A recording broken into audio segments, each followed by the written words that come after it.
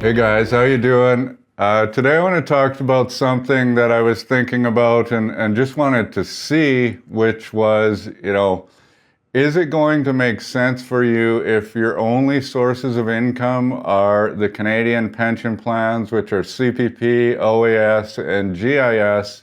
Is it going to make sense for you to delay CPP to get more GIS between 65 and 70? And then see how that works out over time. This will just be for an individual, and this is not really including anybody that has anything else. So there's sort of some hard assumptions that I need to make. One of the first assumptions I made was, what is the CPP amount you're going to get at 65? So I just used the average of what the average Canadian gets at 65, which is $758 per month. This will change if you have any assets.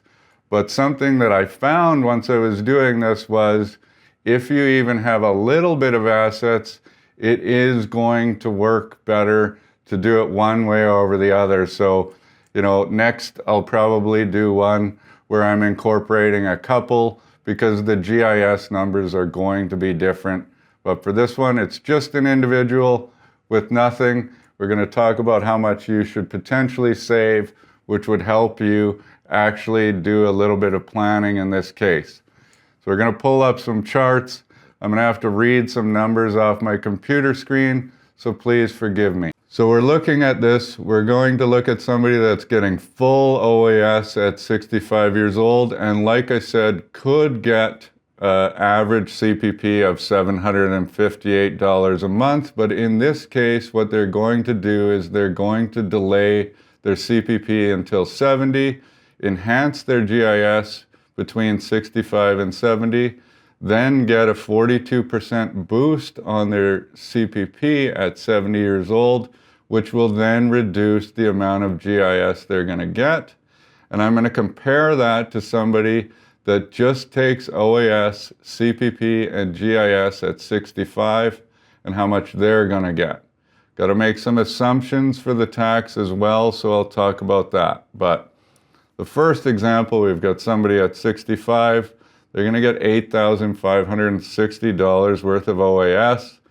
But since they potentially worked and made money the year before, that's all they're going to get in that first year. So this is going to be a very difficult year to actually do anything, because GIS is going to come in the following year, and the following year with no other income other than the OAS of $8,560, you're going to get $12,786 of GIS for a total of $21,346. GIS is completely tax-free, so you've only made $8,560 in taxable income.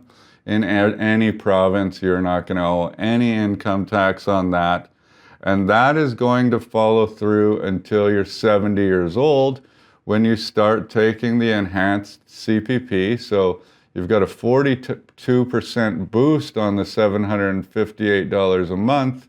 Now you're receiving $1,076 per month in CPP income, which is going to reduce your GIS the following year to $4,344.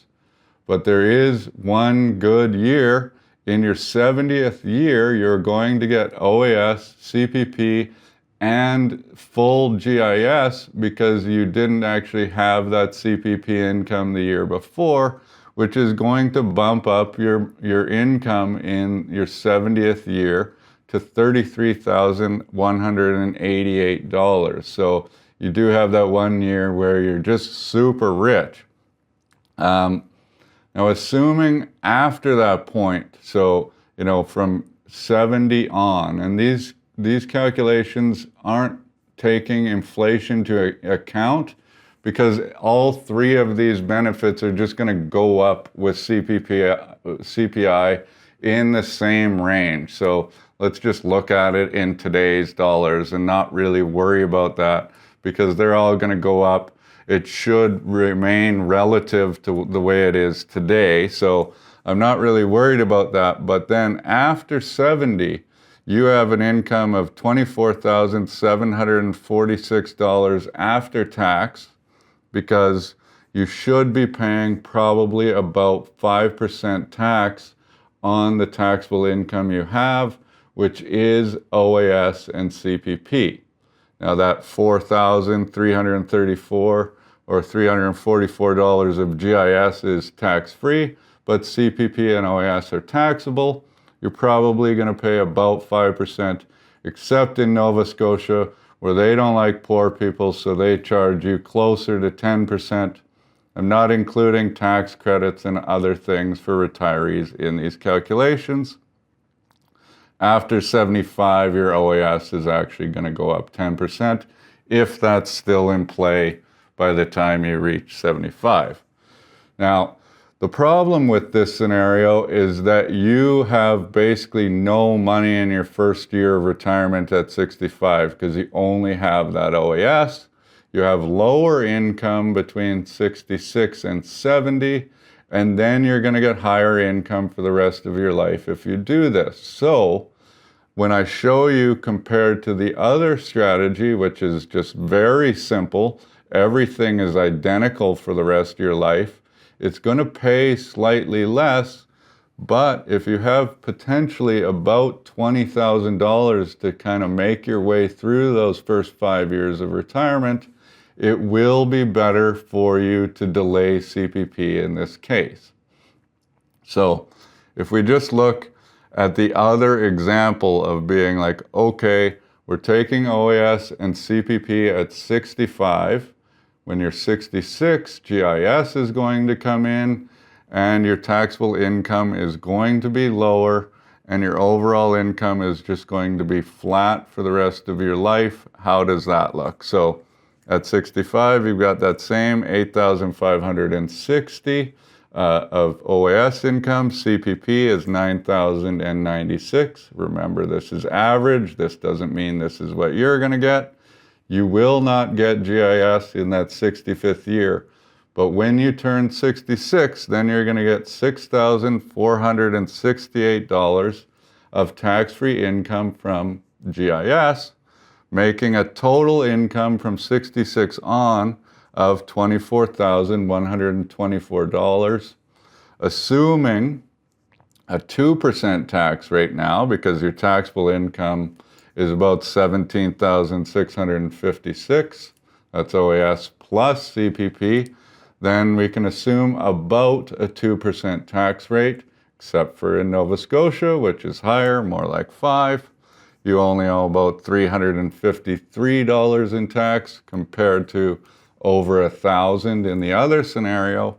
So now your remainder is $23,771 after tax, for the rest of your life. This is as an individual with average CPP, full OAS, and GIS. Now we compare the two, and at 90, you've got $622,054 worth of income that came from 65 to 90 if you delay CPP, after tax roughly, and after tax roughly if you just take CPP and OAS at 65, you're going to have $611,575.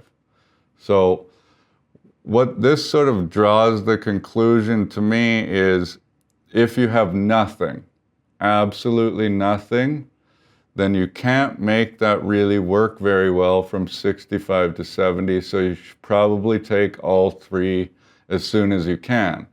But if you have a little bit of money, you've got cash somewhere, you've got a TFSA, maybe a little RSP, which would take more planning because that's going to reduce your GIS.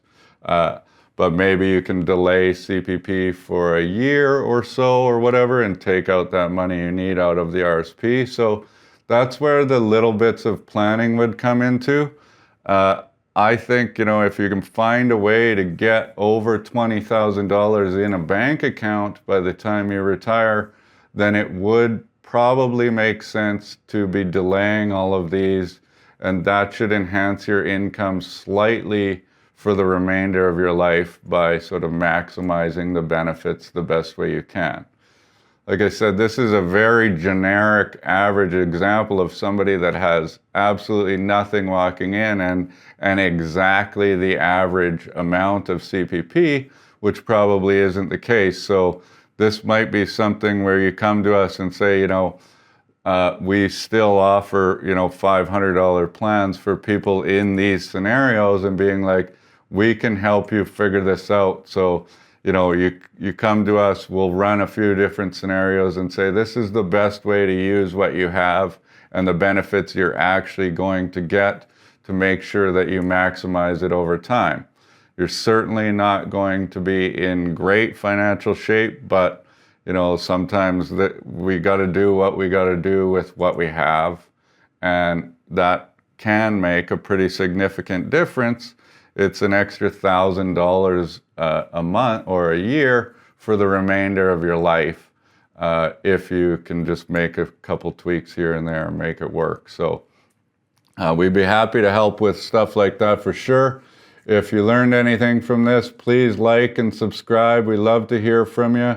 And, that helps us the most if you guys just support the channel. So get our word out a little bit more. Thank you again for watching, and we'll see you soon.